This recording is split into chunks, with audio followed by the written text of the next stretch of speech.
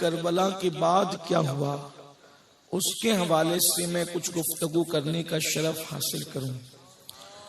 اسی مناسبت سے قرآن مقدس کی اس آیہ کریمہ کی تلاوت کی ہے جس میں اللہ تبارک و تعالیٰ نے امتحان اور آزمائش کا تذکرہ کیا ہے۔ اللہ میدان کربلا میں اللہ اکبر قاسم حضرت امام قاسم کی شہادت ہوئی، حضرت مولا علی اکبر کی شہادت ہوئی، حضرت امام علی اصغر کی شہادت ہوئی، حضرت اون محمد کی شہادت ہوئی، حضرت محمد ابن علی کی شہادت ہوئی، عبداللہ ابن علی کی شہادت ہوئی، ابو بکر ابن علی کی شہادت ہوئی، عمر ابن علی کی شہادت ہوئی، عثمان ابن علی کی شہادت ہوئی، عباس ابن علی کی شہادت ہوئی، امام مسلم کے بھائیوں کی شہادت ہوئی، امام مسلم کے بیٹوں کی شہادت ہوئی، اللہ اکبر، حضرت عبداللہ ابن امام حسن کی شہادت ہوئی۔ اس طریقے سے یہ شہادتیں ہیں میرے آقا صلی اللہ علیہ وسلم کے دیوانوں، اور اخیر میں اللہ صبح سے لے کر کے دوپہر تک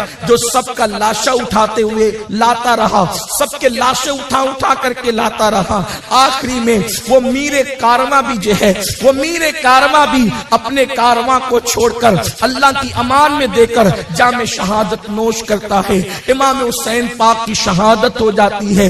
جب امام حسین کی شہادت ہوئی پھر کیا کیا؟ اللہ ان بدبخت یزیدیوں نے امام پاک کی شہادت کے بعد صد اللہ فاضل نے بھی لکھا ہے، استاد زمن نے بھی لکھا ہے، اہل سنت کی بڑی بڑی کتابوں میں ابن جریر طبری نے بھی لکھا ہے کہ اللہ اکبر وہ سارے لاشوں کو جو ہے ایک میدان میں اکٹھا کر لیا گیا، یعنی جن لوگوں کو شہید کیا تھا اب تک ان کو ایک میدان میں اکٹھا کیا اور شہیدوں کے کپڑے بھی اتار لیے، شہداء کے کپڑے بھی اتار لیے۔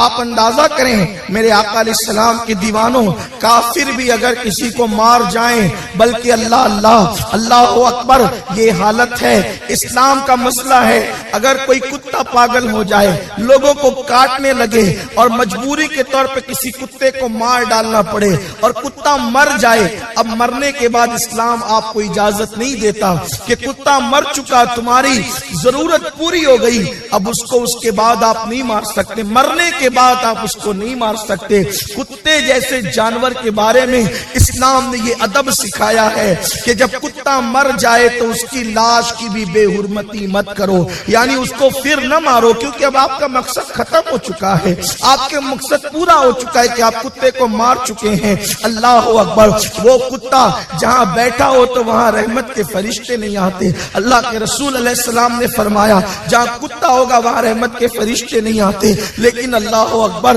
کیا وہ بدبخت تھے، ان کے دلوں میں اہل بیت کا کیسا حسد تھا کہ اللہ اکبر، جس مذہب نے جانوروں کے حوالے سے یہ آداب سکھائے ہوں، اس نبی کا جس نبی نے یہ تعلیم دی ہو، اس کا کلمہ پڑھ کے اس کے وہ شہزادے، اس نبی کے وہ شہزادے جن کے لیے میرے نبی اپنے سجدوں کو طویل کر دیتے ہیں، جن کے لیے میرے نبی منبر سے خطبہ چھوڑ کر نیچے اترتے ہیں، ان روایتوں کا کون انکار کر سکتا ہے؟ وہ حسین ابن علی اللہ اکبر جب کبھی آتے بچپنے میں تو میرے نبی ان کو دیکھتے کہ وہ لڑکھڑا رہے ہیں، سرکار کسی صحابی سے نہیں کہتے کہ میرے بچے کو اٹھا کر میرے پاس دے دو، بلکہ حالانکہ یہ بھی تو ہو سکتا تھا کہ اللہ کے رسول علیہ السلام کسی صحابی کو حکم فرماتے اور وہ لا کر کے امام پاک کو حضور کی گود میں بٹھا دیتا، لیکن ایسا نہیں ہوا۔ حضور علیہ السلام نے محبت کے تقاضے بھی پورے کیے اور لوگوں کو مولا حسین کی عظمت بھی بتائی۔ اللہ اکبر، وہ رسول اللہ جس نے یہ حکم فرمایا کہ خطبہ ہو رہا ہو تو آپ دائیں بائیں بھی نہیں دیکھ سکتے۔ احناف کے یہاں تو مسئلہ یہی ہے کہ خطبے کے درمیان آپ دائیں بائیں بھی نہیں دیکھ سکتے، آپ آپس میں بات چیت نہیں کر سکتے۔ وہ خطبہ جس کی اہمیت اتنی ہو، اللہ کے رسول نے خطبہ روک کر کے منبر سے نیچے تشریف لائے اور امام حسین کو اٹھا لیا اور اپنی گود میں بٹھایا، اور جو خطبے کا عنوان تھا اس کو وہیں چھوڑا، جس عنوان پہ خطبہ ہو رہا تھا اس کو وہیں چھوڑا اور امام حسین کی فضیلت کچھ بیان فرمائی۔ آپ غور کریں، جس کی شان یہ ہو اس حسین پاک اور ان کے ساتھیوں کے ان بدبختوں نے کپڑے بھی چھین لیے. صرف کپڑے نہیں چھینے بلکہ ایک بدبخت نے اعلان کیا کون ہے ان کی لاشوں کو روندے گھوڑوں کی ٹاپوں سے. تو 50 گھوڑے لے کر وہ یزیدی آئے اور ان نرم نازک جسموں کو کچلنا شروع کیا. جس جسم پاک کو اللہ کے رسول چومتے تھے، جس کو سینے سے لگاتے تھے، ان کو کچلنا، گھوڑوں کی ٹاپوں سے کچلنا شروع کیا. آپ مجھے بتائیں کسی بیوی کے سامنے کسی کے شوہر کو تھپڑ مارا جاتا ہے، اس بیوی کے دل پہ کیا گزرتی ہے؟ لیکن وہ بیویاں خیموں سے دیکھ رہی ہے کہ رسول اللہ کے شہزادوں کے وجود ناز کو گھوڑوں کی ٹاپوں سے کچلا جا رہا ہے. بیویاں رو رہی ہیں، ادھر لاشوں کو کچلا جاتا ہے گھوڑوں کی ٹاپوں سے. اور میں آپ کو یہ بات کہنا چاہتا ہوں، یہ جو داستان بیان ہوتی ہے یہ صرف دل بہلانے کے لیے نہیں، یہ جو داستان بیان ہوتی ہے صرف منورنجن کے لیے نہیں، یہ سوچنے کے لیے کہ خاندان نبوت نے دین بچانے کے لیے کتنی قربانی دی، انہوں نے کیا کیا، ہم کیا کرتے ہیں. آپ کو میں گفتگو آگے بڑھانے سے پہلے یہ بات کہوں آپ کے سامنے کہ رسول اللہ کے خاندان نے اس غم اور تکلیف کے موقع پر بھی ایک لمحہ بھی شریعت کی خلاف ورزی نہیں کی.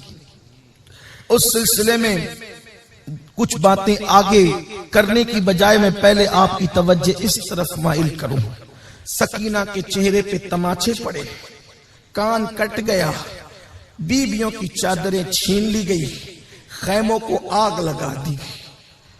حمید بن مسلم کہتا ہے کہ حضرت امام زین العابدین بیمار تھے کئی دن سے، اٹھنے کی طاقت نہیں تھی. ایک چمڑے کا گدا تھا، اس کے اوپر حضرت امام زین العابدین لیٹے ہوئے تھے، بیمار تھے، اٹھ نہیں سکتے تھے. ایک بدبخت آیا اور اس نے حضرت امام زین العابدین کے نیچے کا وہ گدا ایسے کھینچا کہ اب زمین پر آ گیا. وہ گدا بھی لے کے بھاگ گئے، نیچے کا گدا بھی لے کر کے بھاگ گئے. یہ اقبال نے یوں ہی تھوڑی کہا ہے، غریب سادہ وہ رنگی ہے داستان حرم. داستان حرم اتنی آسان نہیں. عیدوں کے لاشوں پہ گھوڑے دوڑنے لگے، حتیٰ کہ ظالموں نے 6 مہینے کے معصوم پر بھی رحم نہ کیا. چھوٹے سے ننھے شہزادے حضرت علی اصغر پر بھی رحم نہ کیا، ان کی لاش کی بھی بے حرمتی کی اور سارے لاشوں کے سارے جسموں سے سروں کو الگ کر دیا. حمید بن مسلم کے حوالے سے مورخ لکھتا ہے کہ جب خیموں کو جلا دیا گیا، خیموں میں آگ لگا دی گئی تو ساری بیویاں خیموں سے باہر نکال دی گئی. حمید کہتا ہے ایک چاند جیسے چہرے والی خاتون تھی جو آگ پر چل کر اندر خیمے میں جاتی اور باہر آتی.